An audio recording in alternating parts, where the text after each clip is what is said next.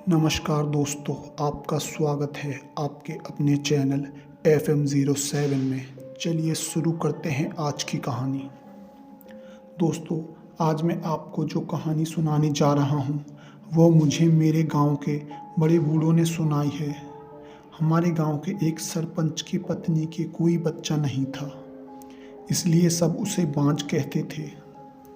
सारे गांव वाले उसका मुंह भी नहीं देखना चाहते थे। कहते थे कि इसका मुंह देख लिया तो पूरा दिन खराब हो जाएगा।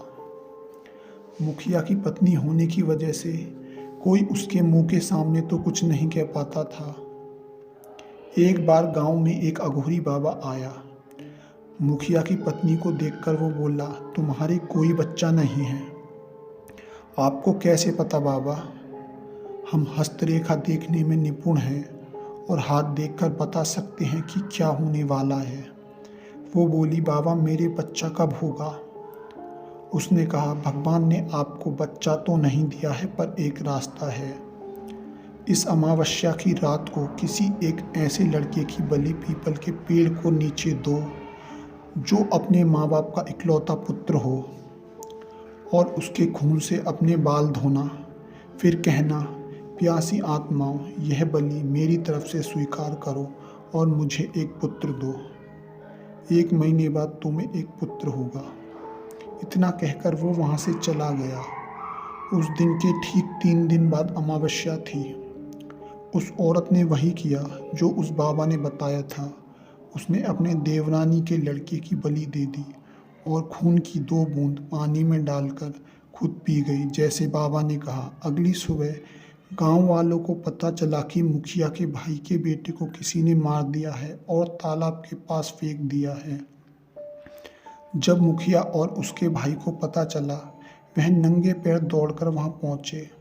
किसी ने उस बच्चे का सर काट दिया था।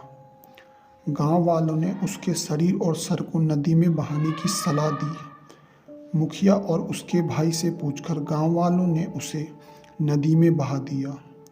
कुछ दिन बाद मुखिया अपनी पत्नी की अलमारी खोलकर देख रहा था। तभी उसकी निगाह खून से सनी तलवार पर पड़ी और किसी बच्चे के कपड़े रखे हुए थे। वह समझ गया कि यह बच्चा उसके भाई का है, जिसे उसकी बीवी ने मारा है। मुखिया को बहुत तेज गुस्सा आया। उसने सोचा, मैं अभी इसे मार दूंगा तो फंस जाऊंगा। उसने अपने गुस्से को शांत किया। इसी तरह गांव में भैंस गाय अजीब तरीक़ा से मरने लगी। सब परेशान थे कि आखिर हो क्या रहा है। एक दिन रात को मुखिया को दरवाज़ा खोलने की आवाज़ आई। उसने देखा कि उसकी पत्नी आधी रात को खुले बाल लेकर कहाँ जा रही है। उसने चुपके से उसका पीछा किया और देखा उसने एक गाय के बछड़े को मारा है, जिसे खींचकर पीपल के पेड़ के पास ले जाकर बोली, हे प्यासी आत्माओं, मैं तुम्हें खाना लाई हूँ। तभी 3 परछाएं उसके सामने आईं और इंसानी शरीर धारण कर लिया। वो देखने में बहुत भयानक थी। मुखिया ये सब छुपकर नीम के पेड़ के पीछे से देख रहा था। उसने देखा वो 3 आत्मा और उसकी बीवी उस बछड़े को खाने लगे। वो डर गया कि उसकी बीवी एक डायन है। जब उन्होंने सारे मांस को नोच नोच कर खा डाला, तब उसने एक भूत की बात सुनी और कहा कि बस 3 दिन बाद अमावस्या है और हमारी सारी शक्ति उस दिन बढ़ जाएगी। तब हम तुम्हें पूरी शक्ति सौंप देंगे, फिर तुम अपनी मर्जी से कुछ भी कर सकती हो। मुखिया तुरंत गांव वालों के पास जाकर गांव वालों को पूरी बात बताई कि तुम्हारा गुनहगार मैं नहीं बल्कि वो डायन है, चलो मेरे साथ। वह पूरे गांव को पेड़ के पास लेकर आया। लोगों को देख भूत तो गायब हो गई, पर वो डायन वहीं खड़ी थी। उसकी ऐसी हालत देख पूरा गांव चौंक गया।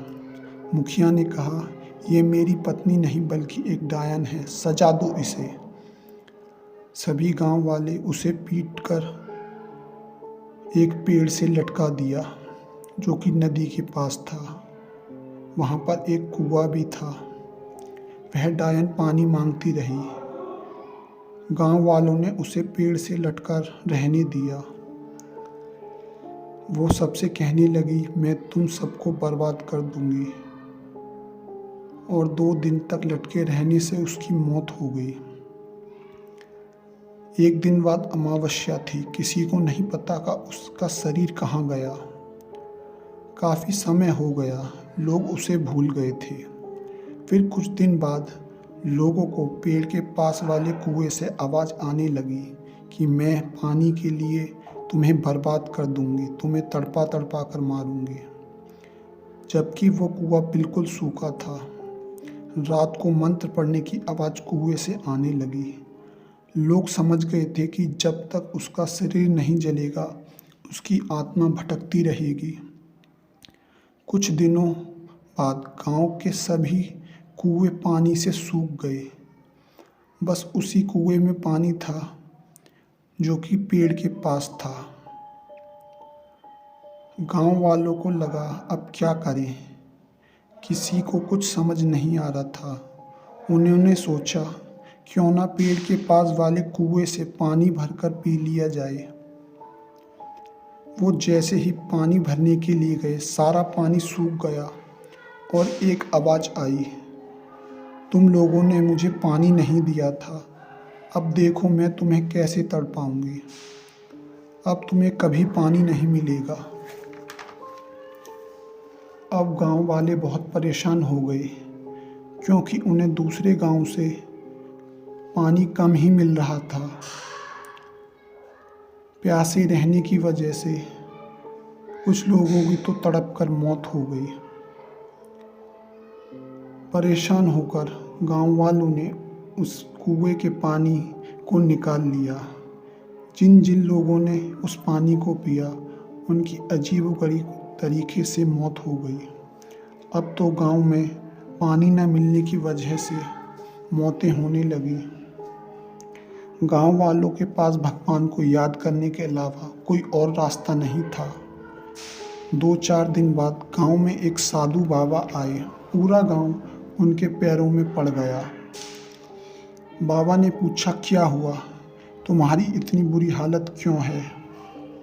तब मुखिया और गांव के लोगों ने बाबा को पूरी बात बताई। बाबा ने कहा, चिंता मत करो, मैं तुम्हारी मदद ज़रूर करूँगा। कल मैं अपने शिष्य विराट के साथ वापस आऊँगा। और अगले दिन बाबा अपने शिष्य के साथ वापस आए। बाबा ने कहा, मैं बाहर बैठकर हवन करूँगा। विराट, तुम कुएं के अंदर जाकर उस डायन का अंत करोगे। और याद रहे, तुम्हें कुएं के पाताल तक जाना है और शाम होने से पहले उस डायन के बाल काटकर आने हैं, जिससे वो कमज़ोर हो जाएगी। और ये जो खंजर मैं तुम्हें दे रहा हूँ, उसके बाल काटते ही उसे मार देना, जिससे तुम्हें उसका शरीर जलाने का समय मिल जाएगा। और याद रहे, कुएं का पानी तुम्हारे मुंह के अंदर नहीं जाना चाहिए। मैं बाहर से तुम्हारी मदद करता रहूँगा। अब देर मत करो, जाओ। और विराट कुएं में कूद गया। तब उसने देखा वह डायन जोर जोर से अग्नि कुंड में मंत्र पढ़ रही थी। विराट को देखकर वो बोली, कौन है तू और यहाँ क्यों आया है? विराट ने कहा, मुझे गांव के लोगों ने भेजा है। अगर तुम अपनी जान बचाना चाहती हो तो यहाँ से चली जाओ। इतना सुनते ही उस डायन को गुस्सा आ गया। उसने विराट को गले से पकड़ा और फेंक दिया। अब विराट को डायन दिखाई नहीं दे रही थी, बस उसकी आवाज़ आ रही थी, तू मुझे मारने आया है मूर्ख, जा भाग जा, अपनी जान बचा ले। विराट ने चालाकी से उसके सामने आने का इंतज़ार किया। वो समझ गया कि यह बहुत शक्तिशाली है। जैसे ही वो सामने आई, विराट ने आहुति तुरंत उसके ऊपर फेंकी और जल्दी से खंजर उसके पेट में मार दिया। जैसे ही विराट ने उसके बाल काटे, उसका असली शरीर सामने आ गया। विराट ने तुरंत उस शरीर को अग्नि कुंड में जला दिया। जैसे ही विराट ने उसके शरीर को जलाया, कुएं से चीखने चिल्लाने की आवाज़ आने लगी।